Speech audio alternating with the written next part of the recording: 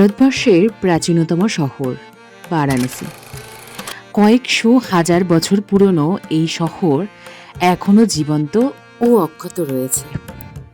ভগবান শিবের নিজের হাতে তৈরি এই শহর এক অপূর্ব সৌন্দর্যের অধিকারী বলতে পারো। আর এই শহরের সৌন্দর্য বাড়িয়েছে এই গঙ্গার ধারে তৈরি এই ঘাটগুলো। তো চলো বেশি কথা না বলে ভিডিওটা শুরু করা যাক। হ্যালো বন্ধুরা, কেমন আছে সবাই? আশা করি তোমরা সবাই খুব ভালো আছো। আমরাও খুব ভালো আছি। রিমঝিম এই নতুন একটি ব্লগে তোমাদের অনেক অনেক স্বাগত। আজকে তোমাদের নিয়ে যাব বেনারসের ঘাট দর্শনে। আগের দিন রাতে যে তোমাদের ভিডিওটা শেয়ার করেছিলাম তাতে তোমরা ঘাটটা পুরোটা কিন্তু দেখতে পারোনি। একে তো অন্ধকার ছিল আর সবগুলো ঘাট ঘোরাও হয়নি সেদিন। তবে হ্যাঁ, আজকে সমস্ত ঘাট মানে বেনারসে ওই টোটাল ৮০-র ওপরেও কিন্তু ঘাট আছে। তবে হ্যাঁ, সবগুলো ঘাট তো ঘোরা সম্ভব নয়। তো আজকে চলো তোমাদের একদম ৮০ ঘাট পর্যন্ত ঘোরাবো। তো আজকে সকালবেলা আমরা বেরিয়েছিলাম, আমরা দুজনে মিলে এই সমস্ত ঘাটগুলোকে দেখব আর তোমাদের সঙ্গেও শেয়ার করব সেই জন্য আমরা নিজেদের জন্য একটা নৌকো ভাড়া করেছিলাম। এখানে শেয়ারেও কিন্তু নৌকো ভাড়া পাওয়া যায়। তো তোমরা যদি চাও শেয়ারে ঘুরতে তাহলে কিন্তু শেয়ারেও ঘুরতে পারবে। শেয়ারে ঘুরলে নৌকোয় পার পার্সন ১০০ টাকা করে নেয়। আর যেহেতু আমরা রিজার্ভ করেছিলাম, আমরা দুজনেই শুধু ছিলাম, তো সেই জন্য আমাদের কাছ থেকে এখানে নিয়েছিল ওই ৮০০ টাকা মতো।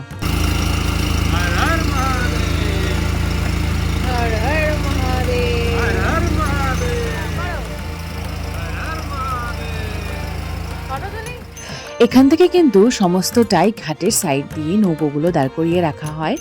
যে ঘাট থেকে উঠতে চায় সে সেই ঘাট থেকে উঠতে পারে। এই যে সামনে ঘাটটা দেখতে পাচ্ছ, এটা হলো রাজাঘাট। একদম সামনে দেখো লেখা রয়েছে। এইরকম গঙ্গা নদীর পাশ দিয়ে প্রচুর ঘাট রয়েছে। আর প্রত্যেকটা ঘাটের সাইড দিয়ে কিন্তু বিভিন্ন ছোট ছোট মন্দির, ধর্মশালা রয়েছে। একদম সামনে দেখতে পাচ্ছ, এটা হলো কেদারঘাট। আর বেনারসের সব থেকে সুন্দর ব্যাপারটা কি বলতো, এখানে প্রত্যেকটা ঘাটের পাশ দিয়ে সুন্দর সুন্দর গলি চলে যায়। প্রত্যেকটা ঘাটের আলাদাই একটা সৌন্দর্য বাড়ায়। একদম সামনে দেখতে পাচ্ছ হরিশ্চন্দ্র ঘাট। এই ঘাট নিয়ে অনেক ইতিহাস রয়েছে। তো এখানেও কিন্তু এই শ্মশানে প্রচুর সব প্রত্যেক দিন আসে। আর কোনো সময় এই শ্মশানও কিন্তু ফাঁকা যায় না। তো কথায় আছে, হরিশ্চন্দ্র নামে একজন রাজা ছিলেন।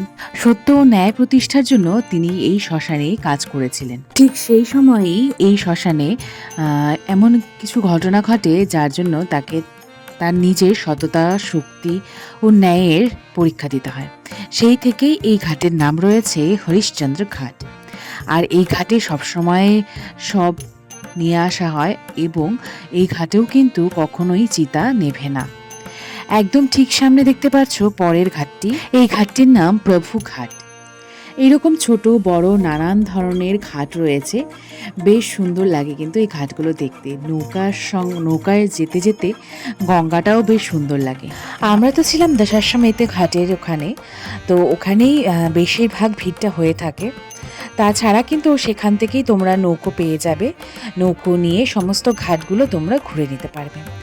এই যে ঘাটগুলো দেখছো, এই ঘাটগুলোর পাশ দিয়েও কিন্তু প্রচুর ধর্মশালার মতো রয়েছে, সেখানেও প্রচুর লোকে থেকে থাকে।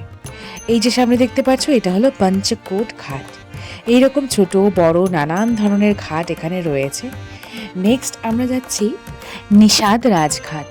যখন গঙ্গায় তোমরা নৌকোবিহার করবে তখন চারিপাশ দিয়ে এরকম ছোট ছোট ঘাট দেখবে। আর অনেকটা দূর পর্যন্ত এরকম ঘাট রয়েছে। দিনের বেলা একটা আলাদা সৌন্দর্য এই বারাণসীর প্রত্যেকটা ঘাটের, আবার রাতের বেলা কিন্তু আরেক রকমের সৌন্দর্য। সামনে দেখতে পাচ্ছ জৈন ঘাট। তো যেটা বলছিলাম, দিনের বেলা একটা আলাদা সৌন্দর্য, রাতের বেলা কিন্তু আবার আলাদা সৌন্দর্য। রাতের বেলা যখন তোমরা নৌকোয় এই ঘাটগুলো ঘুরবে তখন তোমাদের সামনে প্রত্যেকটা ঘাটের আরতি জলজল করবে তোমাদের চোখের সামনে দিয়ে। আর প্রচুর লাইট দেখতে পাবে। প্রত্যেকটা ঘাটে লাইট দেওয়া, ঘাটে আরতি হয়। তো সেই সমস্তটা গঙ্গার ওপরে নৌকোয় বসে বসে দেখতে কিন্তু বেশ সুন্দর লাগে। সামনে দেখতে পাচ্ছ হচ্ছে রাজাঘাট। তো যেটা বলছিলাম, প্রত্যেকটা ঘাটের কিন্তু দারুণ একটা সৌন্দর্য রয়েছে দিনের বেলা আবার রাতের বেলা। এই যে সামনে দেখতে পাচ্ছ, এটা হলো মাতা আনন্দময়ী ঘাট। এইরকম প্রচুর ঘাট রয়েছে। তো যারা বেনারস আসছো ঘুরতে তাদেরকে আমি বলবো, একদিন দিনের বেলা তোমরা ঘাটে ঘুরবে আর একদিন রাতের বেলার ঘাটে ঘুরবে। এরপর রয়েছে জানকী ঘাট। এই যে সামনে দেখতে পাচ্ছ, এটা হলো জানকী ঘাট। প্রত্যেকটা ঘাটে আলাদা আলাদা মন্দির রয়েছে, প্রত্যেকটা ঘাটেরই কিন্তু আলাদা আলাদা ইতিহাস বলতে পারো, বিশেষত্ব বলতে পারো, বা গুরুত্বও বলতে পারো। আলাদা আলাদা ঘাটের আলাদা আলাদা বিশেষত্ব রয়েছে। এরপরে আমরা যাব अस्सी ঘাটের দিকে। এই বেনারসের সমস্ত ঘাটগুলোর মধ্যে ছোট বড় ঘাট রয়েছে। তাদের মধ্যে যেই ঘাটগুলো বিশেষ তাদের নাম কি বলতো? ওই अस्सी ঘাট, হরিশ্চন্দ্র ঘাট, মণিকর্ণিকা ঘাট, আর একটা নতুন ঘাট রয়েছে এর মধ্যেই উদ্বোধন হয়েছিল, সেই ঘাটটির নাম হলো নমো ঘাট। নমো ঘাট আর হলো দশাশ্বমেধ ঘাট। এই সমস্ত ঘাটগুলোর একটা আলাদা বিশেষত্ব রয়েছে, একটা আলাদাই পরিচিতি রয়েছে। আর এই ঘাটগুলো ঘোরার জন্য প্রত্যেক দিন দর্শনার্থীরা কিন্তু বেরিয়ে থাকে। আর যে ছোট ছোট ঘাটগুলো দেখলে, এই ছোট ছোট ঘাটগুলো তো দর্শন হয়েই যায় এই বড় বড় ঘাটগুলো। আর মনে রাখবে, শুধুমাত্র ঘাটের জন্য নয়, কিন্তু এই গঙ্গায় নৌকোবিহারের একটা আলাদা মজা রয়েছে।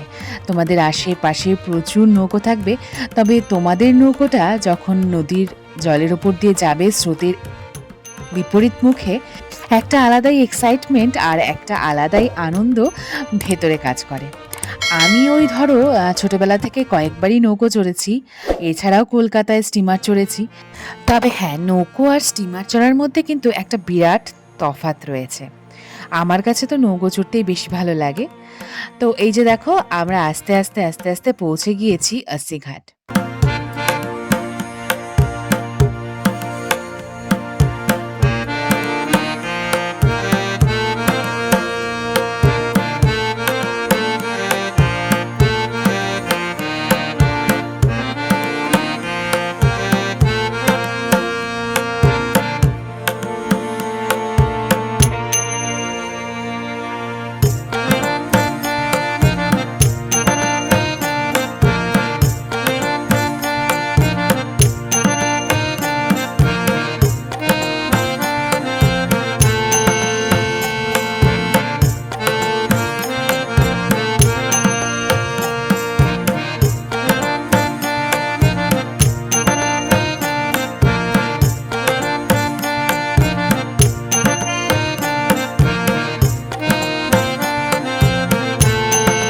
এই হলো अस्सी ঘাট। এখানে সেদিন একটা অনুষ্ঠান হচ্ছিল, তো সেই জন্য আর নেমে দেরি করিনি। এই ঘাটেও অনেকে আসেন, এই মন্দিরে পুজো দেন। এখানেও একটা মন্দির রয়েছে, এই মন্দিরটায় সেদিন একটা অনুষ্ঠান ছিল। তো এরপরে আমরা যাব, চলো, এই এই বিরাট গঙ্গার মাঝে রয়েছে একটা আইল্যান্ড। তো চলো সেখানে যাওয়া যাক।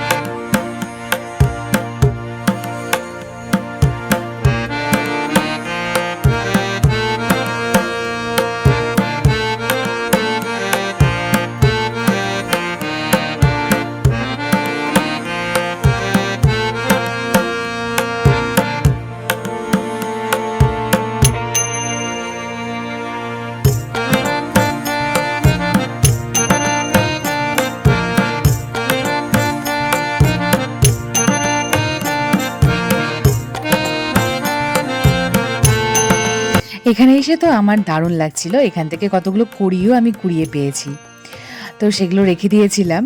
আর বেশ মজা লাগছিল, চারিপাশে উট রয়েছে, ঘোড়া রয়েছে, তোমরা চাইলে সেগুলো চড়তে পারো। তবে আমরা কেউই সেগুলো চড়িনি। ওই মধ্যগঙ্গায় এসে একটু রাজস্থান রাজস্থান ফিল হবে আর কি, তাছাড়া আর কিছুই নয়। তো চলো, বেশিক্ষণ আমরা এখানে সময় কাটাইনি, অল্প থেকে তারপর চলে গিয়েছিলাম ঘাটে আবার।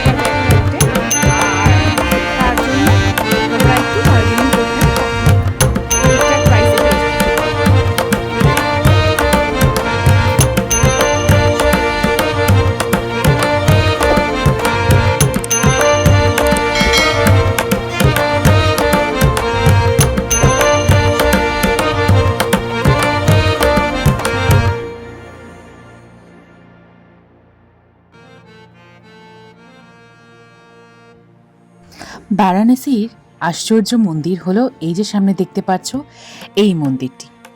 একদম পরিষ্কার দেখা যাচ্ছে এই মন্দিরটি মোটামুটি 9 ডিগ্রি হেলে রয়েছে। এই মন্দিরটির নাম রত্নেশ্বর মন্দির।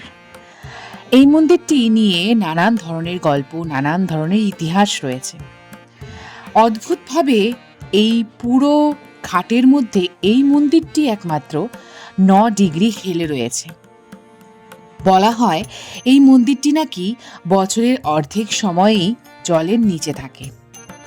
তখন সেই সময় পণ্ডিতজিরা এখানে নৌকো নিয়ে এসে এখানে গর্ভগৃহে যে প্রভু রয়েছে সেই প্রভুর আরাধনা করে থাকে। বিশাল পাথরের তৈরি এই মন্দিরটি এক আশ্চর্য বস্তু বলতে পারো।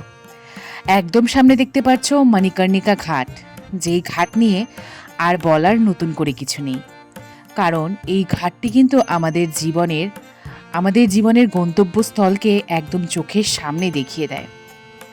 সত্যি বলতে কোনো শ্মশানে কিন্তু কোনোদিনও যাইনি, তবে হ্যাঁ, মণিকর্ণিকা ঘাটে 24 ঘন্টা এই জ্বলন্ত চিতার দৃশ্য দেখে জীবনের দৃষ্টিভঙ্গিটাই পাল্টে গিয়েছে।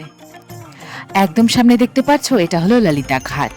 আমার অন্য ভিডিও আছে ললিতা ঘাট নিয়ে, মন্দিরের ভেতরের বিভিন্ন ভিডিও রয়েছে, চাইলে তোমরা আমার চ্যানেলে ভিজিট করে আসতে পারো।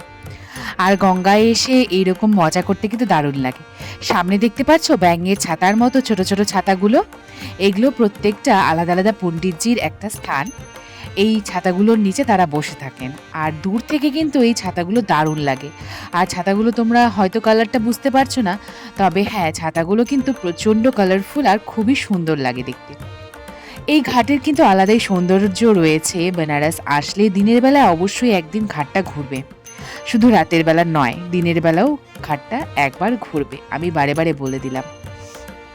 তো দারুণ লেগেছে সেই দিনটা, সারা সকালটা কিন্তু দারুণ কেটেছে। হ্যাঁ, সকাল সকাল যাওয়ার চেষ্টা করবে, কারণ নৌকোর মধ্যে প্রচুর রোদ লাগে। তো একটু সকাল সকাল গেলে রোদটা গায়ে অতটা লাগে না, আর বেশ আরামও লাগে, ভালোও লাগে। তো এরপরে আমরা চলে যাব আমাদের হোটেল, কারণ সারাদিনে আরও নানান ধরনের প্ল্যান আছে, নতুন ভিডিও নিয়ে আসতে হবে তোমাদের জন্য। তো সেই সমস্ত নিয়ে চলে আসছি পরের ভিডিওতে। ভিডিও ভালো লাগলে অবশ্যই সঙ্গে থেকো, পাশে থেকো। ভালো লাগলে চ্যানেলটা সাবস্ক্রাইব করো, একটা লাইক করো, কমেন্ট করো।